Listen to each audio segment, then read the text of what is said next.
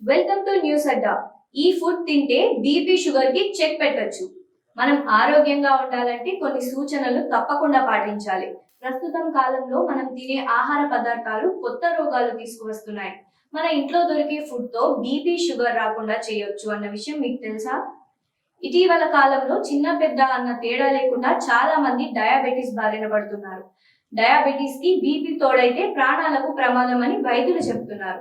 BP sugar నియంత్రణలో ఉండాలంటే మందులతో పాటు మనం తినే ఆహారం చాలా కీలకం. మన ఇంట్లో లభించే కొన్ని ఆహార పదార్థాలు తినడం వల్ల బీపీ షుగర్ కంట్రోల్ చేయవచ్చని నిపుణులు చెప్తున్నారు. రక్తపోటు కంట్రోల్లో ఉండాలంటే శరీరంలో సోడియం తగ్గి పొటాషియం పెరగాలి. ఇందుకోసం ఆకుకూరలు తింటే చాలా మంచిది.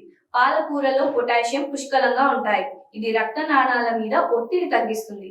వెల్లుల్లిలో ఉండే అల్లిసిన్ అనే పదార్థం రక్త ప్రసరణను మెరుగుపరుస్తుంది. అరటి పండు రోజుకి ఒకటి తినడం వల్ల పొటాషియం సమృద్ధిగా అంది బీపీ అదుపులో ఉంటుంది. బీపీ ఉన్న వాళ్ళు ఉప్పు వాడటం చాలా వరకు తగ్గించుకోవాలి.